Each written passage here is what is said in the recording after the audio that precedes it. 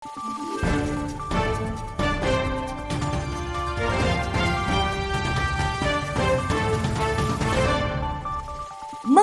araw, Pilipinas! Ito ang Valiente News hatid sa inyo ng Office of the Vice President. Naging tulay ang Magnegosyo Today program upang mapalago pa ng isa nating kababayan mula sa UP Maguindanao del Norte ang kanyang sinimulang negosyo. Ang kanilang produkto, frozen products. Narito si Jera Gomez para sa karagdagang detalye. Pagbebenta ng mga isda at frozen products ang pinagkakaabalahan ni Jovelyn sa loob ng mahigit isang dekada. Dito naman sa Purok Mabuhay sa UP Maguindanao del Norte ang kanyang pwesto.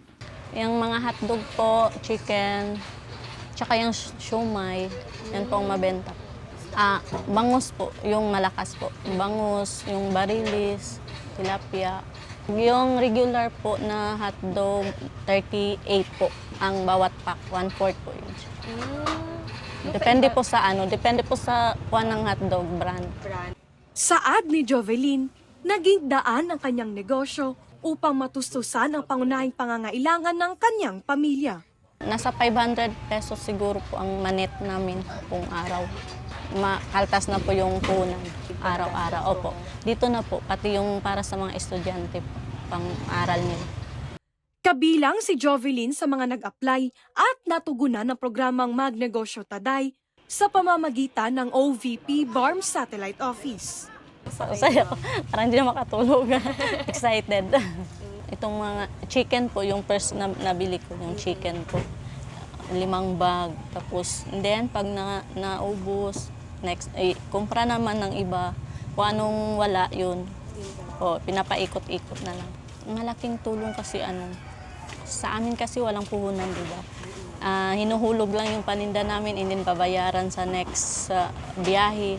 Kaya malaking tulong sa amin yun kasi at least meron na kaming pangdagdag. Kahit hindi pa ubos yung paninda, meron na kaming pangdagdag na ibayad doon sa nakuhaan namin.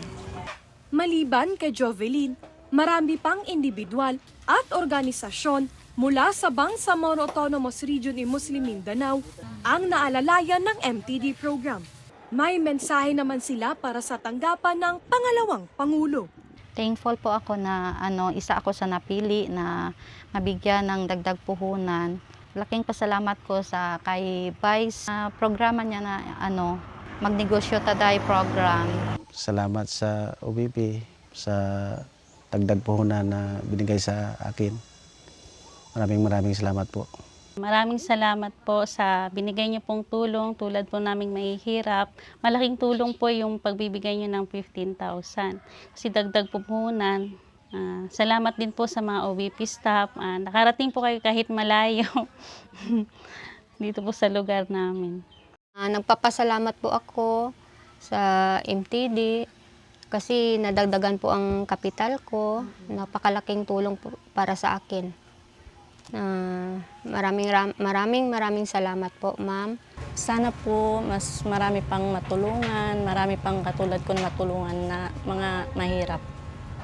Mula rito sa bayan ng UP sa Maguindanao del Norte, ako po si Jera Gomez.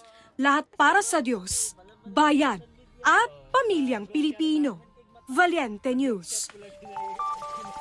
Bilang ng mga individual na naalalayan ng MTD program sa BARM, mahigit 6 na ang pinasok nilang mga negosyo. Silipin sa susunod na episode. Ako si Claudette Loreto para sa makabuluhan, naninindigan at matapang na mga ulat at impormasyon. Maraming salamat.